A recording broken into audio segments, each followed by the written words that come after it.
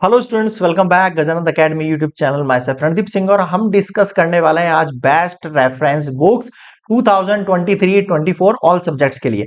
तो आज हम बात करने वाले हैं इस लेक्चर में क्लास नाइन्थ की कि क्लास नाइन्थ के अंदर हमारे पास क्या क्या बुक्स हो सकती हैं। सीबीएसई बैटर बात कर रहा हूं मैं, ठीक है। गजानंद एकेडमी हमारा कोचिंग सेंटर है और इसमें हम RBSC, CBSE, English medium, Hindi medium सभी सब्जेक्ट की क्लासेस लेते हैं। तो इसी चैनल पर हम डिस्कस करेंगे आज क्लास नाइन्थ की बेस्ट रेफरेंस बुक्स 2023-24 के लिए जो क्या हो सकती है, जो मैंने खुद ने अपने वक्त में जो रेफर करी थी बुक्स में, वो आपको सजेस्ट करूंगा।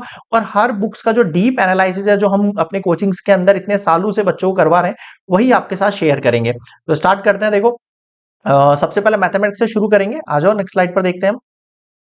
ओके, मैथमेटिक्स में देखिए। देखो, मैथमेटिक्स के लिए जिसको मैथ्स के अंदर बिल्कुल सिंपल, जैसे आपको पता होगा कि आप लोगों के लिए मैथ्स के अंदर जो है दो पार्ट कर दिए। सीबीएसई सिस्टम की बात कर रहा हूं, एक बेसिक मैथमेटिक्स बना दिया है आप लोगों के, ठीक है। एक बेसिक मैथ से अप्लाई करते हैं, कोर मैथ से अप्लाई करते हैं, तो ऐसा तो कोई इशू नहीं है। बट हाँ, मेनली अगर मैं बुक्स की बात करूं तो आप लोगों के मैथ्स के लिए पेपर दो टाइप से होते हैं। क्लास नाइन्थ की बात कर रहा हूं। क्लास नाइन्थ के अंदर एक मैथमेटिक्स के अंदर एक होता है बेसिक और एक होता है स्टैंडर्ड। इस टाइप से दो पेपर आते हैं, ठीक है। कुछ कुछ स्कूल्स में अभी तक भी ये अप्लाई नहीं है, बट मोस्टली जो सीबीएसई कोर स्कूल्स हैं वहां पर दो पेपर बनते हैं एग्जाम में। एक बेसिक पेपर होता है, एक स्टैंडर्ड पेपर होता है। बेसिक के अंदर क्वेश्चंस जो है वो थोड़े से इजी होते हैं। इजी का कुछ भी मतलब नहीं, कहने का मतलब बुक से होते हैं बिल्कुल सिंपली। और स्टैंडर्ड के अंदर मान के चलो 10 से 20 मार्क्स का जो वेटेज होता है, वो मान के चलो वो क्वेश्चंस थोड़े से मान के चलो, या तो कुछ और रेफर बुक से हो सकते हैं, या फिर बोर्ड के द्वारा खुद से एग्जाम्पलर में से हो सकते हैं। उनके डिजिट चेंज हो सकती है, कुछ ना कुछ उनके अंदर ट्रिक हो सकती है जो आपको सोचने पर मजबूर कर दे। बेसिक वाले के अंदर ऐसा कुछ नहीं होता। क्लास नाइन्थ के अंदर आप जैसे एनरोल कराओगे तो आपकी स्कूल वगैरह के अंदर आपसे पूछा जाएगा कि आप मैथमेटिक्स के लिए क्या चूज करना चाहते हैं। स्टैंडर्ड चूज करते हैं वो स्टूडेंट जिनको आगे जाके मैथमेटिक्स लेनी है, या तो उनको मैथमेटिक्स के अंदर क्या करना है, साइंस मैथ्स लेना है, या फिर मान के चलो कॉमर्स मैथमेटिक्स लेना है, या मैथमेटिक्स में आगे जाके कुछ ना कुछ उनको उखाड़ना है, तो वो स्टैंडर्ड चूज करेंगे। और जो सिंपल, जिनको पता है भाई हमें मैथ्स में वैसे भी इंटरेस्ट नहीं है, पास होने के फोड़े पड़ रहे हैं और अपन को जाके वैसे ही आर्ट्स वार्ट्स लेनी है, तो वो बेसिक चूज करते हैं। ये तो हो गया बेसिक और स्टैंडर्ड का कुछ क्राइटेरिया जो स्कूल वगैरह के ना चलता है, ठीक है। लेकिन बुक आपको वही पढ़नी पड़ेगी, एनसीईआरटी जो बाकी स्टैंडर्ड और मतलब सब कुछ सेम रहेगा, बस पेपर का पैटर्न थोड़ा सा आगे पीछे हो जाएगा, तो कोई इश्यू वाली चीज नहीं है, ठीक है। आप स्टैंडर्ड करो, कुछ ही चूज करो। तो मैथमेटिक्स में ये आपका एनसीईआरटी है, ठीक है। बेसिक और स्टैंडर्ड दोनों बच्चों को यही किताब पढ़नी है। बस पेपर का लेवल थोड़ा सा ऊपर नीचे होगा, मान के चलो 18-20 के आसपास मान लो, ठीक है। बाकी इतना कुछ ज्यादा फर्क नहीं पड़ता मेरे हिसाब से, तो सेम ही रहता है। तो जिनको बेसिक वाला पढ़ना है बिल्कुल सिंपल, वो एनसीईआरटी पढ़ो आराम से, डीप आराम से। एनसीईआरटी सबसे बेस्ट बता रहा हूं मैं, एनसीईआरटी में सब कुछ आ जाएगा। जिनको बेसिक वालों को भी, जिनको लगता नहीं यार सर मुझे बेसिक के अंदर भी थोड़ा से अच्छे लेवल के क्वेश्चंस वगैरह चाहिए, खुद की प्रिपरेशन को थोड़ा सा और बेहतर करना है, मतलब मोर मोर एंड मोर मुझे क्वेश्चंस निकालने हैं। उसका सिलेबस बहुत जल्दी से हो रहा है, आपको पता होगा। आपका 30% सिलेबस वैसे रिड्यूस हो गया कोरोना के बाद से। अब जो परमानेंट बुक्स है आपकी, जो न्यू बुक्स आई है 2023-24, वहां पर आपका सिलेबस बिल्कुल रिड्यूस हो गया है। तो उनके पास कुछ क्वेश्चंस नहीं करने के लिए, कुछ एक्स्ट्रा क्वेश्चन नहीं है प्रैक्टिस करने के लिए, वो एनसीईआरटी एग्जाम्पलर खरीद लो, बेस्ट है। अरिहंत की आती है मार्केट के अंदर, और भी आ सकती है, और भी बहुत सारे मतलब पब्लिकेशन मिल जाएंगे आपको, ऐसा कोई इशू नहीं है, ठीक है। बोर्ड भी अपनी साइट के ऊपर, आप जैसे बोर्ड की साइट है cbc.nic, आप इस पर जाओगे ना, तो यहां आपको बुक्स का एक ब्लॉक मिलेगा, हैंड बुक्स का, ठीक है, जहां पे ई बुक है। वहां आपको एनसीईआरटी एग्जाम्पलर डाउनलोड भी कर सकते हो वहां पे जाके आप, ठीक है। आप मुझे कमेंट्स में बताना अगर आपको ऐसा इशू लगता है, तो उसके लिए मैं आपको कुछ ना कुछ सजेस्ट कर दूंगा, और अच्छा बेहतर वहां से आप ई बुक डाउनलोड कर सकते हो एनसीईआरटी एग्जाम्पलर की। वहां पे आपको कुछ स्टैंडर्ड या कुछ अच्छे लेवल के क्वेश्चंस वगैरह प्रोवाइड हो जाएंगे, उनकी आप प्रैक्टिस निकालना, मेरे हिसाब से सफिशियंट है। जो बेसिक देने वाले हैं एग्जाम में मैथ्स, उनके लिए मान के चलो ये दो बुक कर ली है ना, तो मैं बता रहा हूँ 100% है उनके मार्क्स। 99 भी नहीं, 100% पूरे आएंगे उनके, फिक्स है, मैं बोल रहा हूँ, गारंटी फिक्स। जिन्होंने स्टैंडर्ड चूज किया है, ठीक है, या जिन बच्चों को फ्यूचर में जाके मैथ्स से बहुत ज्यादा काम पड़ने वाला है यार, ठीक है, मतलब परचून की दुकान है उनकी है, उनको बार बार यहीं जाना पड़ेगा घूम फिर के, ठीक है। जिन्होंने साइंस मैथ्स ले लिया, बायो वाले की बात नहीं कर रहा हूँ, बायो वाले तो भले ही बेसिक ले लेना, उनको तो वैसे ही मैथ्स से डर लगता है, बायो लेते इसलिए मोस्टली बच्चे। तो बायो वाले बच्चे जो आराम से बेसिक चूज करो, बायो वाले जो बच्चे हैं ना, जो फ्यूचर में जाके बायो के लिए प्लानिंग कर रहे हैं, वैसे भी आजकल 9-10 से प्लानिंग हो जाती है स्टार्ट बच्चों की, मुझे ये लेना है, मुझे वो लेना है, बाकी ये तो बात की बात है। बट हाँ, बायो वाले बच्चे वो भी बेसिक लेना बहुत है। एनसीईआरटी एग्जाम पढ़ तो बहुत हो गई उनके लिए, मान के चलो। बस एनसीईआरटी पढ़ लिया तो भी 90% तो उनके कहीं नहीं जा रहे मैथ्स के अंदर, ठीक है। और एग्जाम्पलर पढ़ लिया तो ये 100% हो गया दोनों का जोड़ के, मान के चलो गारंटी, बिल्कुल फिक्स, मैं बता रहा हूँ बिल्कुल, ठीक है। और जिन बच्चों को साइंस मैथ्स लेना है, उनको जेई नीट, जेई वगैरह के लिए, जेई एडवांस वगैरह की प्रिपरेशन करना है और कुछ अच्छा मैथमेटिक्स के अंदर करना है, उनको लगता है कि I have capability to do more in mathematics subject, तो वो यहाँ पर दो बुक रेफर कर रहा हूं मैं। आर डी शर्मा, जो मैंने खुद ने सेल्फ पढ़ी थी, मेरे 9th के वक्त मैंने आर डी शर्मा रेफर की थी। हाँ, बट मैंने क्वेश्चंस वगैरह ज्यादा निकाले नहीं थे कि हमारे टाइम के अंदर मतलब ये फ्यूचर में मतलब क्या करना है, जेई एडवांस इन सब के बारे में ज्यादा बातचीत होती नहीं थी, ठीक है। तो हम बहुत ही सिंपल सादा सा बुक कर लिया, कुछ आर डी शर्मा बताया किसी ने तो खरीद के लेके आ गया, कुछ क्वेश्चंस वगैरह निकाले खुद से ही, कोचिंग्स वगैरह का कुछ इतना था नहीं, ली भी नहीं थी, तो आर डी शर्मा वगैरह हमने सेल्फ सॉल्व कर ली जितनी हमसे हुई। और उसके बाद एक बुक और है जो मोस्टली अभी चलती है स्कूल्स वगैरह के अंदर, आर एस अग्रवाल की, ठीक है। आर एस अग्रवाल सर की बुक है एप्लीकेशन, तो ये वाली बुक भी आप प्रेफर कर सकते हो। मैं बता रहा हूं आपको, आर डी शर्मा जिसने ले ली है, मान के चलो 9th क्लास में आर डी शर्मा जिसने पूरी कर ली एक बार भी, वो मान के चलो बहुत ऊपर मतलब स्टेज पर उठ गया है, मान के चलो अपने मैथमेटिक्स सेक्शन में। तो इतने क्वेश्चन है, इतने क्वेश्चन, बहुत मोर एंड मोर क्वेश्चन मिलेंगे, मतलब सेम टाइप के, जिसको ये करना है ना पढ़ाई में कीड़ा ही होना है, तो वो मान के चलो आर डी शर्मा ले लो या फिर आर एस अग्रवाल। दोनों बुक बहुत बेस्ट है, मैं बता रहा हूँ, किसी में कोई कंपैरिजन नहीं कर रहा हूं मैं, दोनों बुक्स बेस्ट है। इसमें थोड़ा सा पतला आएगा, मतलब आर डी शर्मा में नंबर ऑफ क्वेश्चन ज्यादा है क्योंकि सेम टाइप के क्वेश्चंस के डिजिट चेंज होकर बार बार वही क्वेश्चन रिपीट होते जाएंगे। आर एस अग्रवाल के अंदर ऐसा नहीं है, मतलब मेनली जो क्वेश्चंस की क्वांटिटीज है वो थोड़ी सी रिड्यूस कर दी है, बस बाकी कुछ अंतर नहीं है, सेम है। प्राइस भी देखोगे तो दोनों की लगभग सेम है, मेरे हिसाब से 50-80 रुपीज के आसपास का अंतर आएगा।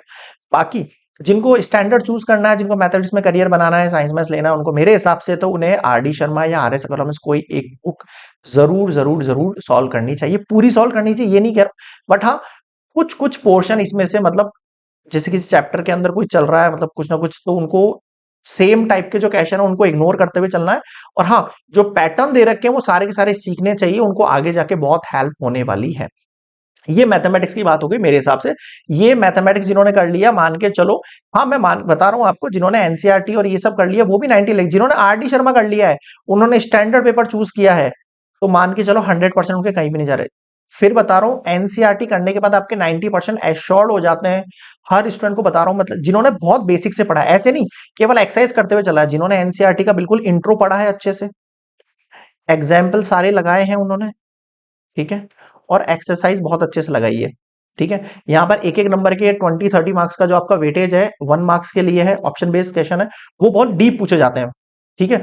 उनके लिए मैं सजेस्ट करूंगा आप या तो बहुत डीप पढ़ो, यहाँ पर चैनल है, तो गजानंद अकेडमी जो चैनल है, इस चैनल के अंदर आपको प्लेलिस्ट मिलेगा, प्लेलिस्ट में जाओ, क्लास 9th का एक प्लेलिस्ट है, क्लास 10th का प्लेलिस्ट है, 2023-24 का जितना भी सिलेबस है कंप्लीट कराया हमने with basic intro. Her exercise से पहले मैंने, हर चैप्टर से पहले एक इंट्रोडक्शन कराया, जहां पे आपको चैप्टर का हर डीप नॉलेज बताया मैंने, सारी थ्योरम्स कराई है मैंने आपको, फिर सारे एग्जाम्पल सॉल्व कराए, फिर एक्सरसाइज कराया। अगर आपने चैनल की हेल्प ले ली तो मैं बता रहा हूँ, गारंटी आप लोग 100% आपके मार्क्स एश्योर्ड हैं पूरे के पूरे। क्लियर है यहां तक? ये हो गई आपके मैथमेटिक्स सेक्शन की बात। तो आर डी शर्मा और आर एस अग्रवाल में से कोई भी एक बुक आप रेफर कर लो, कोई इशू नहीं है, दोनों ही बेस्ट है। कोई ऐसा नहीं है कि मैं किसी एक के लिए कह रहा हूँ, नहीं ऐसा कोई इशू नहीं। बट हाँ, मैंने अपने वक्त में आर डी शर्मा ली थी, चाहे क्लास 9th हो, 10th हो, 11th हो, 12th हो, सबके लिए। हाँ, करी नहीं थी वो एक बात अलग है, पूरी मतलब जितना हो सका था खुद से सेल्फ कर करके जितना हो सका उतना किया था, बट आर डी शर्मा ली थी, ठीक है। और एक आर एस अग्रवाल भी अच्छी बुक है, अभी हम बच्चों वगैरह को पढ़ाते हैं, ठीक है, तो दोनों बेस्ट है। ये मैथमेटिक्स की बात हो गई, क्लियर है यहाँ तक? ठीक है, आगे बात करते हैं साइंस सेक्शन की। तो आप इनमें से अपने हिसाब से देख लेना कि आप किस कैटेगरी में फिट बैठ रहे हो। आगे देखो साइंस के लिए, तो साइंस की बात करते हैं। साइंस में क्या है सर? साइंस में देखो एनसीईआरटी बेस्ट है, लेकिन एक बहुत बड़ी समस्या है एनसीईआरटी के साथ, क्या कि सर इसमें जो लैंग्वेज है वो इतनी ज्यादा हार्ड दे रखी है, इतनी ज्यादा टफ दे रखी है कि मतलब समझ में कुछ नहीं आता है। तो या तो आप इसके लिए आपने कोचिंग्स वगैरह ले रहे हो, तो नोट्स वगैरह पढ़ रहे हो, तो आपको समझ में आ जाएगी। यहाँ आपके जो क्वेश्चंस वगैरह बीच में से मिड में से काफी अच्छे क्वेश्चन बनते हैं, मान के चलो जो सीबीएसई का जो पेपर है, जो सीबीएसई का साइंस का पेपर है, बहुत अच्छे लेवल पे बनता है, मतलब बहुत डीप नॉलेज पूछते हैं, मतलब बहुत हल्की सी पूछेंगे आपसे, बिल्कुल छोटी सी बात उठा के पूछ लेंगे, लेकिन वो आपने पढ़ी नहीं होगी। क्यों? क्योंकि एनसीईआरटी के ना सब कुछ ऊपर ऊपर से नहीं है, बिल्कुल अंदर अंदर है। हर चीज की स्टार्टिंग करते हैं और एंडिंग कब हो जाती है पता नहीं पड़ता है। उस एंडिंग और स्टार्टिंग को समझने के लिए आपको यहाँ पर कुछ ना कुछ रेफर बुक लेनी पड़ेगी, या तो नोट्स वगैरह लो या कोचिंग्स वगैरह, या आपकी स्कूल में अगर अच्छे से पढ़ाते हैं तो वेल एंड गुड है। एक एनसीईआरटी एग्जाम्पलर आती है, इसके लिए भी वो आप ले सकते हो, वो भी बढ़िया है, कोई ऐसा इशू नहीं है। जिसको मैथ्स साइंस के अंदर मान के चलो आपको 80 से 85 मार्क्स आप आराम से स्कोर कर लोगे, आराम से, अगर आपने बुक अच्छे से पढ़ ली है। नोट्स वगैरह आप किसी भी कोचिंग वगैरह लेते हो तो कोई ऐसा इशू नहीं है, ठीक है, किसी की भी ले सकते हो। नोट्स वगैरह पढ़ लो, और जो मिड क्वेश्चन दे रखे हैं, ब्लू क्वेश्चंस हैं यहाँ पर, ठीक है, और एक्सरसाइज के क्वेश्चन है वो कंप्लीट करके जाना। और एनसीईआरटी एग्जाम्पलर में क्वेश्चन वगैरह मिल जाएंगे, वो करके जाना, बहुत है, आप मान के चलो 90 तक आराम से पहुंच जाओगे मेरे हिसाब से गिरते पड़ते, ठीक है। कोई ऐसा इशू नहीं साइंस के अंदर, बस आपको क्या है कि आप हर चीज को डीपली समझना पड़ेगा। एनसीईआरटी से काम नहीं चल सकता, खाली समझ रहे हो, केवल एनसीईआरटी से काम नहीं चल सकता। अब जिन बच्चों को ऐसा लगता है सर मुझे चीजें क्लियर नहीं हो रही है क्योंकि एनसीईआरटी में सब कुछ ऊपर ऊपर से दिया है, तो उनको थोड़ा सा डीप घुसना पड़ेगा उसके अंदर। अब डीप घुसने के लिए आप कोई भी रेफर बुक ले सकते हो, ठीक है। जैसे कि मैं बता रहा हूँ, यहाँ पे एक एग्जाम आइडिया करके आती है, ठीक है, आप इसको ले लो। मतलब ज्यादा बड़ी नहीं है, ये छोटी बुक है। एक बुक के अंदर ही आपके पास केमिस्ट्री, फिजिक्स और बायोलॉजी, तीनों सब्जेक्ट एक ही बुक के अंदर दे रखे हैं। मतलब मेरे हिसाब से ये बुक आपके 100% ला देगी, मैं बोल रहा हूँ गारंटी ला देगी, 100% ला देगी। ये किताब आपने पढ़ ली तो इसमें मतलब जितना आपके क्लास 9th के हिसाब से लेवल के अकॉर्डिंग आपसे पूछा जाएगा, उस लेवल के अकॉर्डिंग ये सब कुछ बहुत है, उस लेवल के अकॉर्डिंग, क्लास 9th के लेवल के अकॉर्डिंग। और जितना आपका जो मटेरियल दे रखा है एनसीईआरटी में उससे रिलेटेड करने के लिए इस बुक में बहुत कुछ दे रखा है, मतलब उससे ज्यादा ही मिलेगा आपको, लेकिन आपके सारे कंसेप्ट बहुत इजीली बन जाएंगे। तो एग्जाम आइडिया बेस्ट है मेरे हिसाब से, इसमें ना ज्यादा बहुत ज्यादा वास्ट है और ना बहुत ज्यादा शॉर्ट है, सब कुछ मीडियम दे रखा है कि आपके कंसेप्ट भी बन जाएंगे और आपको काफी सारी एक्स्ट्रा नॉलेज भी हो जाएगी जो एनसीईआरटी से बहुत ज्यादा होगी, ठीक है। तो आगे जाके आपको हेल्प रहेगी। देखो साइंस वगैरह ये तो आपको पढ़ना ही चाहिए, ऐसा नहीं सोचना कि आपको साइंस मैथ्स लेनी है तो ही पढ़ना है, लेकिन एग्जाम के अंदर क्वेश्चंस काफी घूम फिर के आते हैं, तो वहां आपको डीप नॉलेज होना ही चाहिए साइंस के लिए। आप रट के जाओगे तो आपका काम नहीं बनेगा, मैं बता रहा हूं आपको ये चीज, ठीक है। ओके, अब आ जाते हैं अपन सुपर हीरोज पर। सर ये सुपर हीरोज कौन है?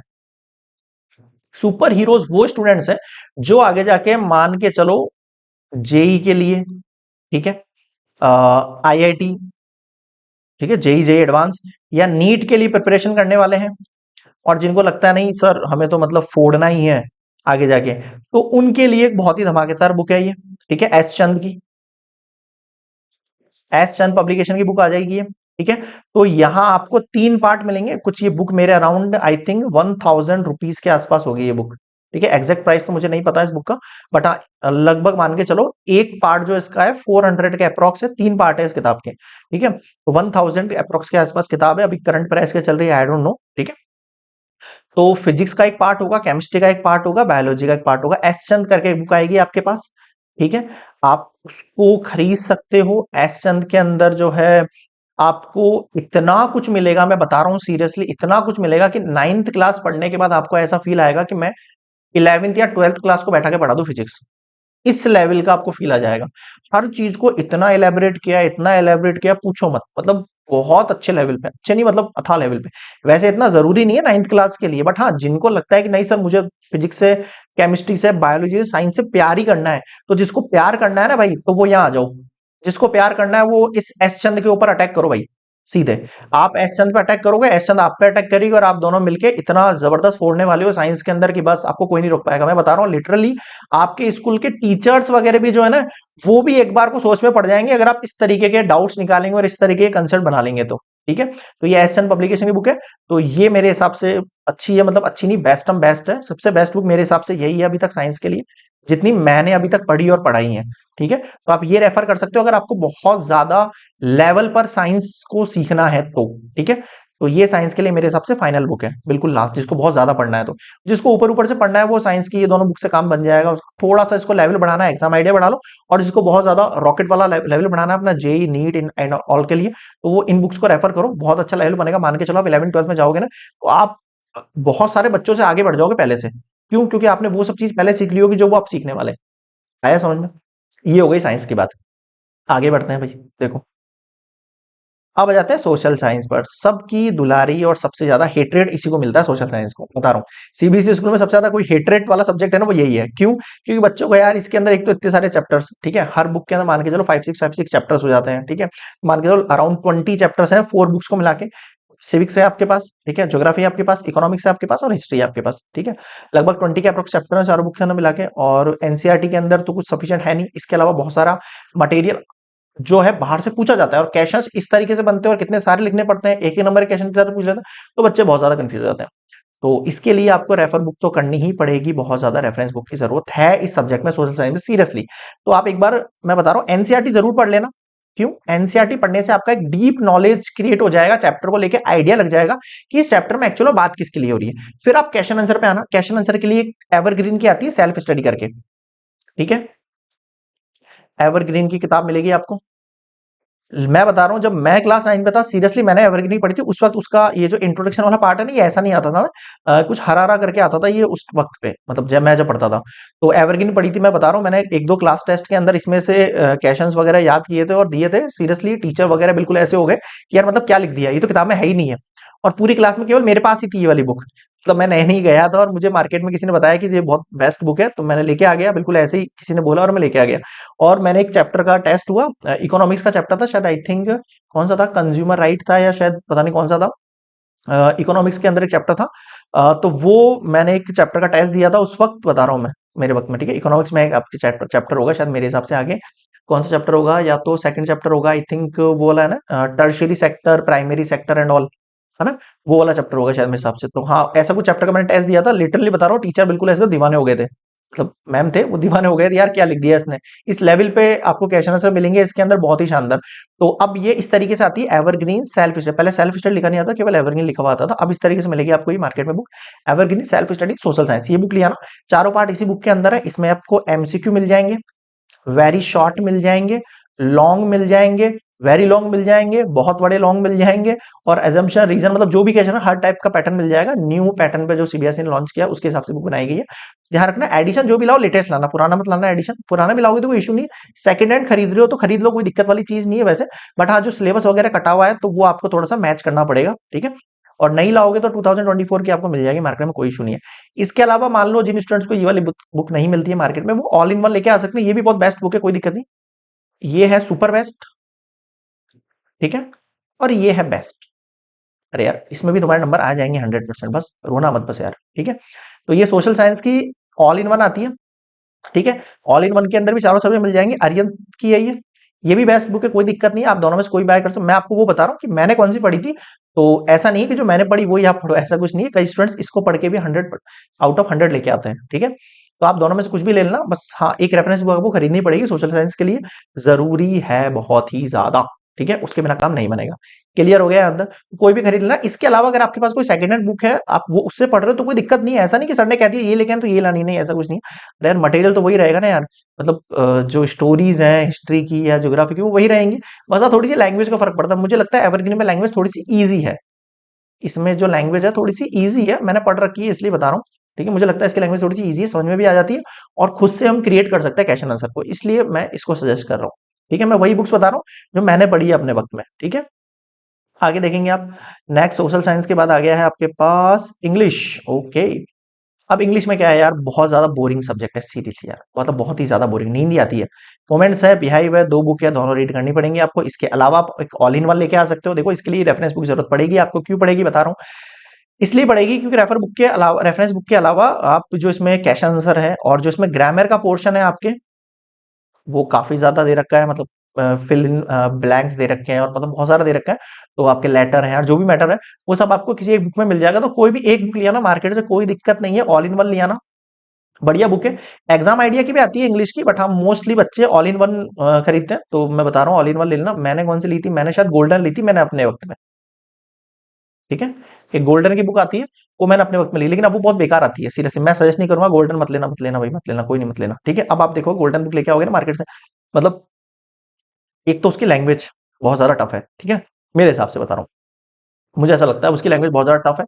और मतलब किताब इतनी मोटी दे रखी है, बच्चा अपना पढ़ेगा कैसे, पता नहीं, इतना ग्रामर का पोर्शन पता नहीं कौन सा दे रखा है, मुझे समझ में नहीं आता है।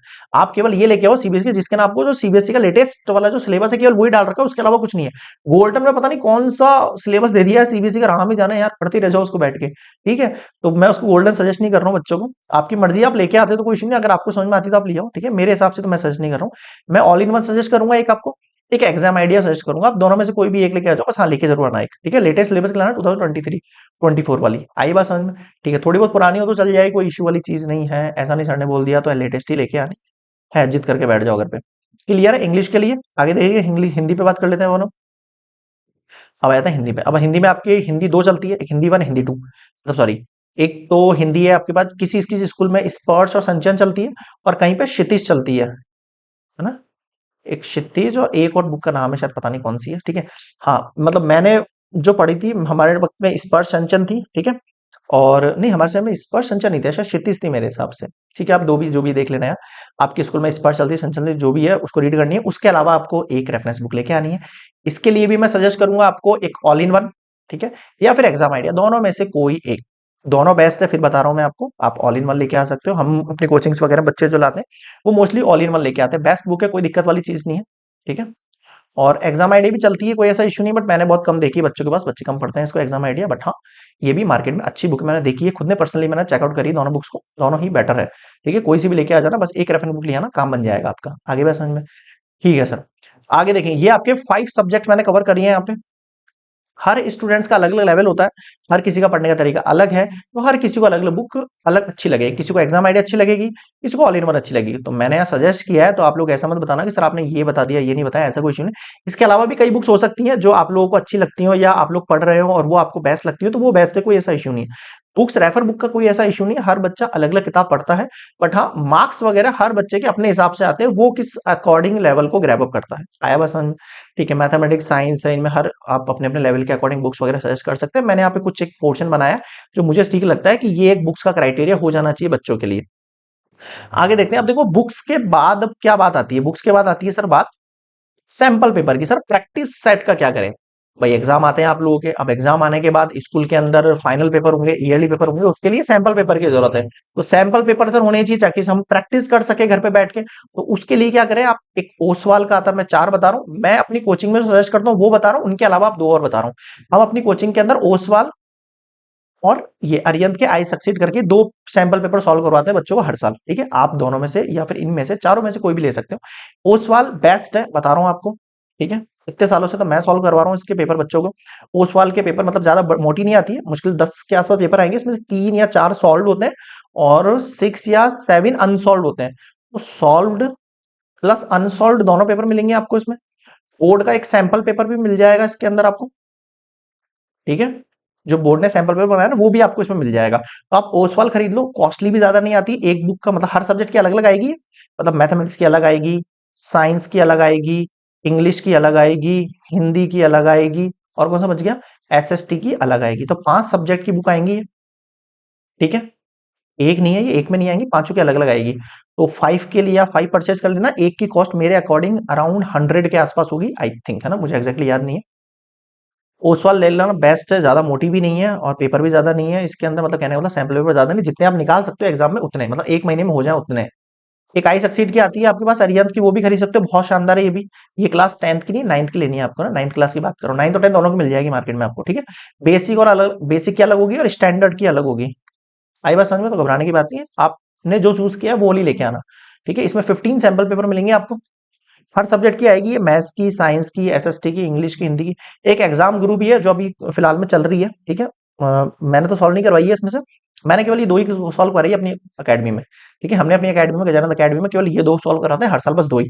2 कर ले बच्चे वही बहुत है यार, एग्जाम में टाइम नहीं मिलता इतना सारा ना, रिवीजन और उसके बाद ये सैंपल पेपर इतने सारे, तो और फिर बोर्ड के इतने लास्ट ईयर के पेपर वगैरह, और तो मतलब ये 2 कर लो तो बहुत है, ज्यादा बकचमारी नहीं करनी है।